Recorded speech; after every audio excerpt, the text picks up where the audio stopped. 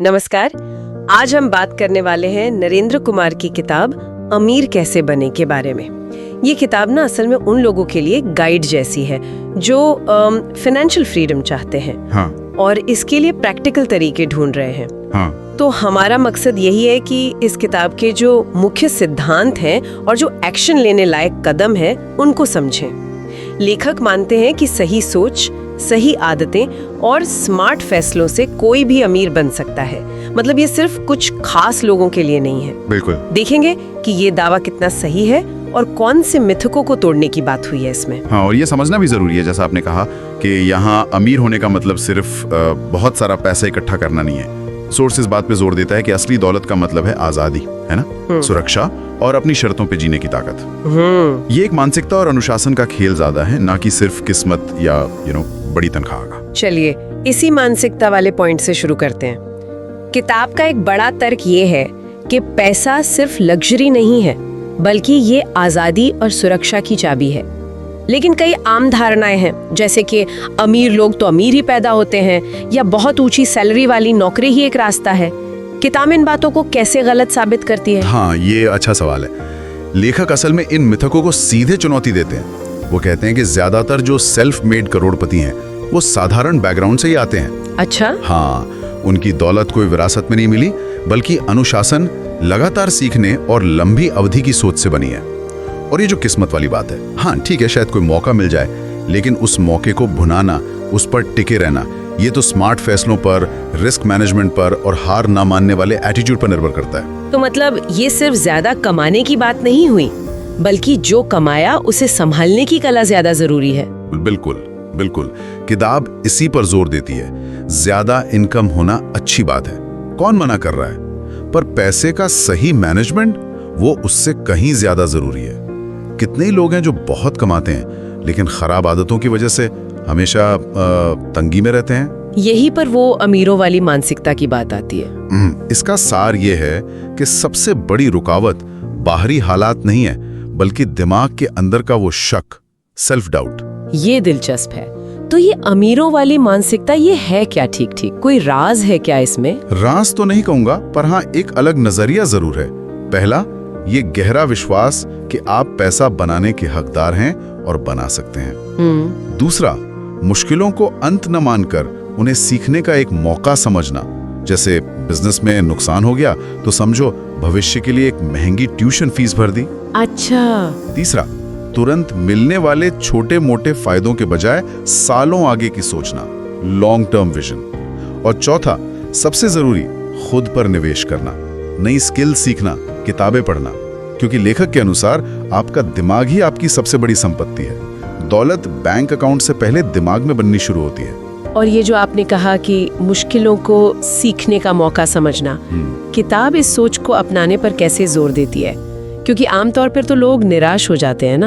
हाँ, बिल्कुल हो जाते हैं। स्रोत इस बात पर जोर देता है कि सवाल पूछने का तरीका बदलना होगा। मेरे साथ ही क्यों हुआ, ये पूछने के बजाय पूछना है, मैं इससे क्या सीख सकता हूँ। अच्छा। ये छोटा सा बदलाव ही है जो मानसिकता को नेगेटिव से पॉजिटिव बना देता है और आगे बढ़ने की हिम्मत देता है। वो जो आत्मसंदेह है उसे आत्मविश्वास और एक साफ लक्ष्य से बदलना ही पहला कदम है। ठीक है, तो मान लीजिए मानसिकता मजबूत हो गई। हाँ। अब पैसों के मैनेजमेंट की नींव कैसे रखी जाए? यहाँ गोल्स की बात आती है ना? हाँ बिल्कुल। हासिल करने लायक, प्रासंगिक और समय पर आधारित यानी स्मार्ट लक्ष्य बनाना जरूरी है। सिर्फ ये कहना कि अमीर बनना है, ये काफी नहीं है। नहीं, बिल्कुल नहीं। लक्ष्य ऐसा हो सकता है, अगले 6 महीनों में इमरजेंसी फंड के लिए हर महीने 5,000 रुपए बचाना है, या इस साल के अंत तक म्यूचुअल फंड में 20,000 रुपए का निवेश शुरू करना है। स्पेसिफिक। बिल्कुल सही। और इन लक्ष्यों तक पहुंचने की पहली सीढ़ी है बचत, सेविंग। इसे नजरअंदाज नहीं किया जा सकता। ये उस नींव की तरह है जिस पर पूरी फाइनेंशियल बिल्डिंग खड़ी होगी। यहाँ स्रोते कुछ बहुत ही प्रैक्टिकल बातें बताता है। पहला, अपना बजट बनाइए। पैसा कहाँ से आ रहा है, कहाँ जा रहा है, इसका हिसाब रखना बहुत जरूरी है। तभी पता चलेगा कि कहाँ कटौती की गुंजाइश है। पर कई लोगों को बजट बनाना बड़ा झंझट लगता है। हाँ, शायद शुरू में लगे, लेकिन ये आपको कंट्रोल देता है। दूसरा तरीका है बचत को ऑटोमेट करना। जैसे ही सैलरी आए, एक तय रकम अपने आप बचत या निवेश खाते में चली जाए। इसे पहले खुद को भुगतान करे का सिद्धांत कहते हैं। तीसरा, छोटे छोटे फालतू खर्चों पर लगाम लगाना। रोज की वो महंगी वाली कॉफी या वो सब्सक्रिप्शन जो इस्तेमाल ही नहीं होते, ये धीरे धीरे बड़ी रकम बन जाते हैं। किताब में एक लाइन है, छोटी छोटी लीकेज से बड़े जहाज डूब जाते हैं। सही का। और इमरजेंसी फंड का क्या, उसकी इतनी अहमियत है? बहुत ज्यादा, बहुत ही ज्यादा। कम से कम 3 से 6 महीने के जो जरूरी खर्चे हैं उसके बराबर पैसा एक अलग सुरक्षित जगह पर रखना चाहिए। ये नौकरी जाने या कोई बीमारी जैसी मुश्किल घड़ी में कर्ज के जाल से बचाता है। और आखिरी बात जो अक्सर लोग भूल जाते हैं, जैसे जैसे आमदनी बढ़े सिर्फ खर्चे ना बढ़ाएं, बचत और निवेश का हिस्सा भी बढ़ाएं। लाइफस्टाइल अपग्रेड करने से पहले अपनी फाइनेंशियल सिक्योरिटी को मजबूत करना ज्यादा जरूरी है। ये नींव तैयार होने के बाद अगला कदम है पैसे को बढ़ाना। यहाँ किताब एक से ज्यादा आय स्रोतों यानी मल्टीपल इनकम स्ट्रीम्स की बात करती है। ये क्यों इतना जरूरी है? सोचिए, अगर आपकी आमदनी का सिर्फ एक ही सोर्स है, मान लीजिए नौकरी, और वो किसी वजह से अचानक बंद हो जाए तो क्या होगा? पूरी फाइनेंशियल सिक्योरिटी खत्म, है ना? हाँ, बात तो सही है। इसीलिए लेखक कहते हैं कि एक से ज्यादा सोर्स से पैसा आना चाहिए। ये आपको सुरक्षा देता है, डाइवर्सिफिकेशन। किस तरह के स्रोत हो सकते हैं ये? क्या ये सबके लिए मुमकिन है? किताब कुछ आम उदाहरण देती है जो कोई भी शुरू कर सकता है। जैसे फ्रीलांसिंग, अगर आप अच्छा लिखते हैं, डिजाइन करते हैं, सोशल मीडिया संभाल सकते हैं, तो अपनी स्किल्स ऑनलाइन बेचें। साइड हसल, अपनी नौकरी के साथ साथ कोई छोटा बिजनेस शुरू करना, जैसे घर से बेकरी चलाना, ऑनलाइन कुछ बेचना या वीकेंड पर कोई कंसल्टिंग सर्विस देना। और फिर है पैसिव इनकम यानी निष्क्रिय आय। ऐसा पैसा जिसके लिए आपको लगातार एक्टिवली काम ना करना पड़े, जैसे किराए से इनकम, स्टॉक से डिविडेंड, या एक बार बनाकर बार बार बिकने वाले डिजिटल उत्पाद जैसे कोई ई बुक या ऑनलाइन कोर्स। और यहीं पर शायद निवेश का रोल आता है। बचत तो पैसा सुरक्षित रखती है, लेकिन निवेश उसे बढ़ाता है ना? एकदम सही, बिल्कुल सही कहा आपने। बचत करना पैसे को महंगाई से बचाना है एक तरह से, जबकि निवेश उस पैसे को आपके लिए काम पर लगाना है ताकि वो और पैसा कमाए। गुल्लक में रखा 1000 रुपए साल भर बाद भी 1000 रुपए ही रहेगा, बल्कि महंगाई उसकी कीमत कम कर देगी। लेकिन अगर उसे समझदारी से निवेश किया जाए तो वो बढ़ सकता है। कंपाउंडिंग का जादू। निवेश तो काफी डरावना लग सकता है, खासकर नए लोगों के लिए। किताब इसे आसान कैसे बनाती है? लेखक का कहना है कि आपको कोई फाइनेंशियल एक्सपर्ट होने की जरूरत नहीं है, बस बुनियादी बातें समझनी है। अच्छा।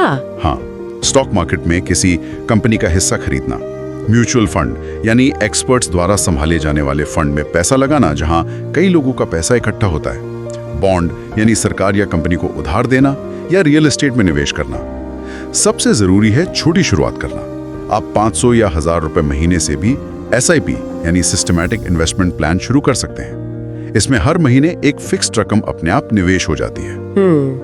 इंडेक्स फंड भी शुरुआती लोगों के लिए अच्छे माने जाते हैं क्योंकि वो पूरे बाजार के उतार चढ़ाव को दिखाते हैं और उनमें रिस्क बटा होता है। तो कुंजी ये है कि शुरुआत करें, भले ही छोटी हो, और सीखते रहें।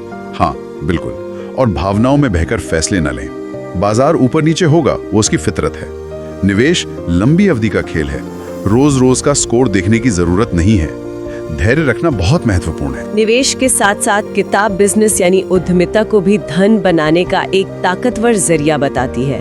क्या ये सिर्फ बड़े बिजनेस वालों के लिए है? नहीं, बिल्कुल नहीं। लेखक का तर्क है कि ज्यादातर अमीर लोग सिर्फ नौकरी करके अमीर नहीं बने, उन्होंने कुछ बनाया, कोई बिजनेस खड़ा किया, और ये आज की डिजिटल युग में पहले से कहीं ज्यादा आसान हो गया है। जरूरी नहीं है कि आपके पास बड़ा ऑफिस हो या ढेर सारा पैसा हो शुरू करने के लिए। तो फिर कैसे? क्या कोई खास तरीका सुझाया गया है किताब में? किताब का फोकस है असली समस्याओं को सुलझाना। सोचें कि लोगों को क्या परेशानी होती है और आप उसे कैसे बेहतर, सस्ता या तेज बना सकते हैं। शुरुआत छोटी करें, एक ऑनलाइन स्टोर खोल लें, सोशल मीडिया पर कुछ बेचें, घर से कोई सेवा दें। इंटरनेट और सोशल मीडिया का इस्तेमाल करके कम लागत में लाखों लोगों तक पहुंचा जा सकता है। परफेक्शन का इंतजार न करें, बस शुरू करें, सीखें और लगातार सुधार करते रहें। कंसिस्टेंसी यानी निरंतरता ज्यादा जरूरी है। ये तो हुई बिजनेस की बात। इसके साथ ही किताब कौशल यानी स्किल्स पर भी बहुत जोर देती है। कहती है कौशल नई मुद्रा है। इसका क्या मतलब है? इसका मतलब है कि पैसा तो आता जाता रहता है, उसकी वैल्यू भी घटती बढ़ती है, लेकिन हुनर, स्किल एक ऐसी चीज है जो आपके साथ रहती है और वक्त के साथ बढ़ती है अगर आप उसे बढ़ाते रहें। आज के दौर में जिनकी मांग है वो स्किल सीखें, digital marketing, coding, graphic designing, अच्छा कम्युनिकेशन, सेल्स। ये आपको कहीं भी काम दिला सकती हैं या अपना काम शुरू करने में मदद कर सकती हैं। और ये स्किल्स सीखने के लिए क्या महंगे कोर्स ही करने होंगे? बिल्कुल यही। आजकल तो कोर्सेरा है, यूडेमी है, यूट्यूब है, अनगिनत प्लेटफॉर्म्स हैं जहां आप घर बैठे दुनिया की बेहतरीन स्किल सीख सकते हैं, कई तो मुफ्त में भी। हाँ, ये तो है। पर सिर्फ सीखना काफी नहीं है, उनका अभ्यास करना, छोटे छोटे प्रोजेक्ट्स बनाकर अपना एक पोर्टफोलियो तैयार करना, वो भी जरूरी है। और सिर्फ टेक्निकल स्किल्स ही नहीं, सॉफ्ट स्किल्स जैसे टीम में काम करना, प्रॉब्लम सॉल्व करना, ये भी उतनी महत्वपूर्ण है। और हाँ, सीखते रहना होगा क्योंकि दुनिया बहुत तेजी से बदल रही है, अपडेट रहना जरूरी है। इन सब में टेक्नोलॉजी का रोल तो साफ दिख रहा है। किताब इसे कैसे दिखती है? टेक्नोलॉजी को सिर्फ एक टूल नहीं बल्कि एक पार्टनर की तरह देखने की बात कही गई है किताब में। अच्छा। बजट बनाने वाले ऐप्स हैं जैसे वॉलनट, मिंट, ये खर्चों पर नजर रखने में मदद करते हैं। निवेश वाले ऐप्स हैं ग्रो, ज़ेरोधा जैसे, इन्होंने स्टॉक मार्केट को आम आदमी की पहुंच में ला दिया है। ई कॉमर्स प्लेटफॉर्म है अमेजॉन, शॉपिफाई, मीशो, बिना दुकान खोले बिजनेस करने का मौका देते हैं। ऑटोमेशन टूल हैं जैसे ज़ैपियर, वो रिपीट होने वाले काम खुद कर देते हैं जिससे आपका समय बचता है। एआई भी आजकल बहुत मदद कर रहा है, कंटेंट बनाने से लेकर कस्टमर सर्विस तक पे। टेक्नोलॉजी का सही इस्तेमाल आपकी रफ्तार कई गुना बढ़ा सकता है। हाँ, ये बात तो है, लेकिन टेक्नोलॉजी के साथ साथ कुछ मानवीय गलतियां हैं जिनसे बचना बहुत जरूरी है। किताब कुछ आम प्याजेस मतलब जालों के बारे में चेतावनी देती है, जैसे रातों रात अमीर बनने वाली स्कीमों के चक्कर में पड़ना। ओ हाँ, वो तो बहुत होता है। हाँ, याद रखें, बिना मेहनत और समय के टिकाऊ दौलत नहीं बनती। और कर्ज के बारे में क्या? गैर जरूरी कर्ज, खासकर क्रेडिट कार्ड का बेहिसाब इस्तेमाल आपकी फाइनेंशियल कमर तोड़ सकता है। उतना ही कर्ज लें जितना जरूरी हो और जिसे चुकाने की आपकी साफ योजना हो। तीसरी गलती है बिना सोचे समझे सिर्फ दूसरों की सुनकर या ट्रेंड देखकर निवेश कर देना। हमेशा अपना होमवर्क करें, अपनी रिसर्च करें। चौथी, इमरजेंसी फंड और बीमा को नजरअंदाज करना, ये आपकी सेफ्टी नेट है। और पांचवी, जिसे लाइफस्टाइल इन्फ्लेशन कहते हैं, यानी आमदनी बढ़ते ही खर्चे भी उसी अनुपात में बढ़ा देना। हाँ, ये बहुत कॉमन है। हाँ, समझदारी इसी में है कि बढ़ी हुई आय का ज्यादा हिस्सा बचत और निवेश में जाए। देखिए, पैसा कमाना एक हुनर है तो उसे संभालना और बढ़ाना दूसरा, दोनों जरूरी है। ये सब अकेले करना तो काफी मुश्किल लग सकता है। क्या किताब में सपोर्ट सिस्टम या नेटवर्किंग की बात भी है? हाँ, बिल्कुल है। लेखक इस पर बहुत जोर देते हैं कि सफलता अकेले का सफर नहीं है। सही लोगों से जुड़ना, उनसे सीखना और एक दूसरे की मदद करना बहुत जरूरी है।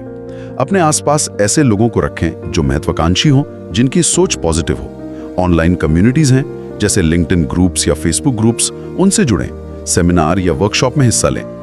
कोई मेंटर या मार्गदर्शक ढूंढें जो आपको रास्ता दिखा सके, जिसने वो रास्ता पहले तय किया हो। और रिश्तों में सिर्फ लेने वाले ना बने, देने वाले भी बने। मदद करें, अपना ज्ञान बांटें, इससे भरोसे वाले रिश्ते बनते हैं जो लंबे समय तक साथ देते हैं। ये सब सुनने में तो बहुत अच्छा लगता है, लेकिन रोजमर्रा की जिंदगी में इसे बनाए रखना, वो अनुशासन बनाए रखना, ये कैसे हो? कई बार मोटिवेशन कम हो जाता है। इसीलिए किताब कहती है कि दौलत बनाना एक मैराथन है, 100 मीटर की दौड़ नहीं। इसमें लगातार बने रहना, अनुशासन रखना सबसे जरूरी है। मोटिवेशन तो आएगा जाएगा, लेकिन आदतें आपको ट्रैक पर रखेंगी। छोटी छोटी जीतों का जश्न मनाएं, इससे हौसला बना रहता है। अपने लक्ष्यों को विजुअलाइज करें, सोचें कि जब आप उन्हें हासिल कर लेंगे तो कैसा महसूस होगा। अपनी प्रगति पर नजर रखें और पॉजिटिव रहें। अच्छी किताबें पढ़ें, प्रेरणा देने वाले लोगों को सुनें, नेगेटिविटी से दूर रहें। और अंत में किताब समाज को वापस देने यानी गिविंग बैक के बारे में भी बात करती है। इसका धन निर्माण से क्या लेना देना है? ये सीधे तौर पर शायद पैसा ना कमाए, लेकिन लेखक का मानना है कि ये एक पूर्ण और सफल जीवन का अहम हिस्सा है। अच्छा, जब आप दूसरों की मदद करते हैं, चाहे दान देकर, अपना समय देकर या अपना ज्ञान बांटकर, तो इससे न सिर्फ समाज को फायदा होता है, बल्कि आपके अंदर एक कृतज्ञता का भाव आता है, आपके नेटवर्क मजबूत होते हैं और आपकी प्रतिष्ठा भी बढ़ती है। ये एक तरह से आपके जीवन को और ज्यादा मीनिंगफुल बनाता है। तो कुल मिलाकर नरेंद्र कुमार की किताब का संदेश काफी स्पष्ट है। अमीर बनना सिर्फ किस्मत या जन पर निर्भर नहीं करता। ये सही मानसिकता अपनाने, लगातार अच्छी आदतें डालने जैसे बचत, निवेश, सीखना, स्मार्ट फैसले लेने और सबसे जरूरी उन पर अमल करने से संभव है। ये एक यात्रा है और जैसा किताब कहती है, धन असल में स्वतंत्रता है, फ्रीडम। और अच्छी बात यह है कि इस यात्रा में मदद के लिए आज बहुत सारे साधन मौजूद हैं। रिच डैड पुअर डैड जैसी दूसरी किताबें हैं, इन्वेस्टोपीडिया जैसी वेबसाइट्स हैं जानकारी के लिए, और ग्रो या ज़ीरोधा जैसे ऐप्स हैं निवेश शुरू करने के लिए। बिल्कुल। और इस पूरी चर्चा से एक आखिरी सवाल जो मेरे मन में आता है और जिसे शायद हर किसी को खुद से पूछना चाहिए, आपके लिए अमीर होने का मतलब सिर्फ पैसा है या कुछ और भी? क्या ये ज्यादा खाली समय है, अपनी मर्जी से जीने की आजादी, दुनिया पर कोई पॉजिटिव असर छोड़ना, या बस परिवार के लिए फाइनेंशियल सिक्योरिटी? जब आप ये तय कर लेते हैं कि आपके लिए असली दौलत क्या है, तो ये पूरी यात्रा और भी ज्यादा सार्थक और प्रेरणादायक बन जाती है ना? अगर आप भी इस किताब को पढ़ना चाहते हैं तो लिंक डिस्क्रिप्शन में दिया है। अगर आप वीडियो पसंद करते हैं तो चैनल को सब्सक्राइब करें और लाइक करें।